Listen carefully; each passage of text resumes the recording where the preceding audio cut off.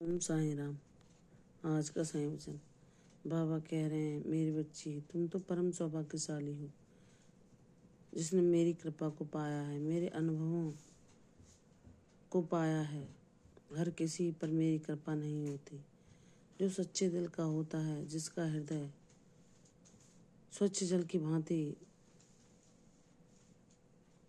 पवित्र होता है, जिसमें किसी के लिए कोई मैल कोई गंदगी नहीं रहती, जो मेरे दिखाए मार्ग पर चलता है, जो मुझे ही अपने जीवन का सार मानता है, जो मेरी बातों का पालन करता है, उसके जीवन में मेरी कृपा अवश्य बरसती है।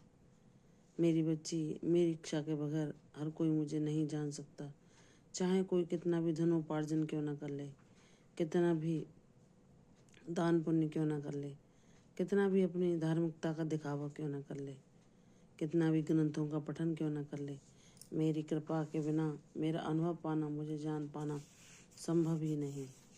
और तुम्हें किसी को कुछ समझाने की आवश्यकता नहीं। अगर कोई तुम्हारी भक्ति को कम करने के लिए कुछ तर्क वितर्क करता है बाबा के विषय में, या कुछ बोलता है, तो तुम जानते हो कि बाबा क्या है। तुमने उन्हें जाना है, उनका अनुभव पाया है। हम जिस भी स्वरूप की ओर आकर्षित होते हैं, जो हमारे आराध्य होते हैं, जब हम उनसे जुड़ जाते हैं तो वह हर पल हमें संभालते हैं, हमारी रक्षा करते हैं, हमें ज्ञान देते हैं। लेकिन यह जो अनुभव है, यह हर किसी को नहीं मिलता, क्योंकि कुछ लोग सिर्फ ईश्वर को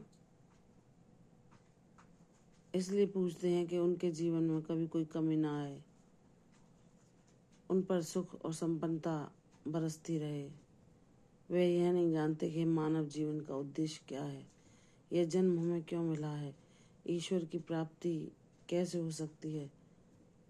और यह किसी एक जन्म के ईश्वर के साथ के द्वारा संभव नहीं। जब हम हर जन्म में प्रभु को ही मांगते हैं, उन्हीं को पूजते हैं, उन्हीं को चाहते हैं, तब उनकी विशेष कृपा के हम पात्र बन जाते हैं। जब हम हर अवगुण के लिए उनसे क्षमा मांगते हैं और हर अवगुण को दूर करने का प्रयास करते हैं, और पिछले जन्मों के जो पाप हैं, जो हमें ज्ञात भी नहीं, उनके लिए भी उस परमेश्वर से बार बार क्षमा दान मांगते हैं, और सत्कर्म के मार्ग पर चलते हैं, हमेशा सत्य की राह को अपनाते हैं, हर प्राणी मात्र पर दया करते हैं, हर जीव की सेवा करते हैं, तो वह परम परमेश्वर हमारे उन सत्कर्मों को देखकर प्रसन्न होता है, और हमारे जीवन में जो हम उससे मांग रहे होते हैं, वह कृपा वह न्याय हमें अवश्य मिलता है। मेरी बच्ची, जो लोग कोई भी तर्क वितर्क करके तुम्हारी भक्ति मार्ग से तुम्हें भटकाना चाहें, तो तुम्हें अपनी भक्ति को उतना दृढ़ करना चाहिए, क्योंकि वह नहीं जानते कि बाबा क्या है। और तुमने बाबा को जाना है, उनके अनुभवों को पाया है, उनके सानिध्य को प्रत्यक्ष तुमने एहसास किया है, उस कृपा का, जो उन परिस्थितियों में जहाँ कोई तुम्हारी मदद करने के लिए नहीं था, बाबा ने हर पल तुम्हारी रक्षा की, हर पल तुम्हें संभाला, और एक माता पिता की भांति हर पल तुम्हारा ख्याल रखा।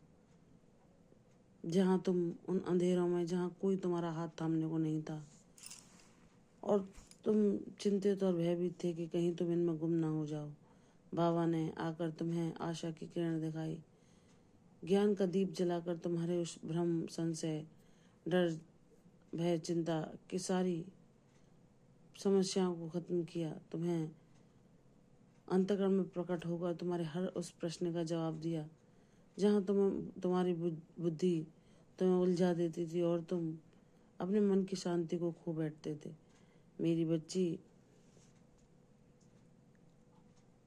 तुम तो परम सौभाग्यशाली हो, इस बात का तुम्हें शीघ्र एहसास होगा, क्योंकि तुम्हारा और मेरा नाता कई जन्मों पुराना है, और तुम्हें किसी को समझाने की आवश्यकता नहीं, किसी से तर्क वितर्क करने की आवश्यकता नहीं, और ना ही ऐसे लोगों को ज्ञान देने की जो यह सोचते हैं कि तुम उनकी आयु से छोटे हो, फिर तुम उन्हें कैसे ज्ञान बता सकते हो। तुम्हारी इस प्रतिभा से उन्हें ईर्ष्या उत्पन्न होती है, फिर स्वयं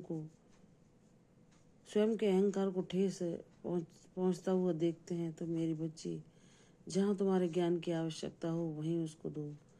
ऐसे लोगों को अपना ज्ञान न देना जो उसके काबिल ही नहीं। चाहे लोग कितने भी दान पुण्य करने का दिखावा कर लें, कितने भी पाखंड कर लें अपने जीवन में भक्ति मार्ग पर चलने के, लेकिन ईश्वर की कृपा के बिना उनके अनुभव को पाना संभव ही नहीं। जो कोई भी दान पुण्य करता है, उसका दिखावा करता है, ढिंढोरा पीटता है, वह सिर्फ उस दान पुण्य के द्वारा कुछ पुण्यों का संचय कर रहा होता है जो उसे सुख के रूप में प्राप्त हों, लेकिन वह ईश्वर के सानिध्य से वंचित रह जाता है। ईश्वर को कोई दिखावा, कोई ढोंग, कोई दान पुण्य की आवश्यकता नहीं। अगर तुमने सच्चे हृदय से किसी की सेवा की और दान पुण्य अगर कहीं किया तो उसका किसी से चर्चा या बखान न की, क्योंकि अगर हम ईश्वर के निमित्त कुछ करते हैं तो ईश्वर को पता है अन्य किसी को बताकर अपने वाहवाही करने से हम कभी ईश्वर की समीपता या उनका सानिध्य नहीं पा सकते। और जो ईश्वर को जान जाता है उसका नाता ईश्वर से गहरा होता जाता है। वह दुनिया में किसी के साथ उन अनुभवों को साझा नहीं करता जो ईश्वर उसे देते हैं, क्योंकि उनको सिर्फ वह ही अनुभव कर सकता है, वह ही जान सकता है, अन्य नहीं। क्योंकि बाबा कहते हैं कि जिसकी जितनी पात्रता होती है मैं उसे उतना ही आशीर्वाद प्रदान करता हूँ। अगर तुम मेरे बहुत प्रिय बनना चाहते हो तो मेरे दिखाए मार्ग पर चलो। तुम्हारा जीवन सदैव शांति, प्रसन्नता और खुशहाली से सदैव भरा रहेगा। मेरी बच्ची, अब तुम यह जान चुकी हो कि सिर्फ धन को ही पाना इस जीवन का उद्देश्य नहीं। धन का सही उपयोग करना, सबका सम्मान करना, सबको समान भाव से देखना, सेवा को ही अपने जीवन का आधार बनाना, सब में एक ही ईश्वर का दर्शन करना, यही तुम्हें तुम्हारे लक्ष्य पर आगे की ओर बढ़ाता है। मेरी बच्ची, विश्वास कर, मैं मानता हूँ तेरे दुखों और कष्टों को झेलते झेलते तू उब चुकी है, लेकिन तेरे जीवन में भी वह अवसर मैं शीघ्र भेजने जा रहा हूँ जो तेरी समस्याओं से मुक्त करके तुझे, जहाँ लोगों ने तेरी सेवा और कर्तव्यपरायणता को न देखकर हर पल तेरी कमियों को ही गिनाते रहे, ऐसे लोगों से मुक्ति दिलाकर तुम्हारे जीवन में वह खुशी, प्रसन्नता और कामयाबी ला दूंगा जिसकी तुम हकदार हो। विश्वास कर मेरी बच्ची, तेरा हर एक सपना मैं पूर्ण करने जा रहा हूँ। शीघ्र ही तेरे जीवन में तुझे खुशखबरी मिलेगी। प्रसन्न रहो, यशस्वी हो, दीर्घायु भव। कल पर आऊँगी साईं विचन में, तब तक के लिए ओम साईं राम।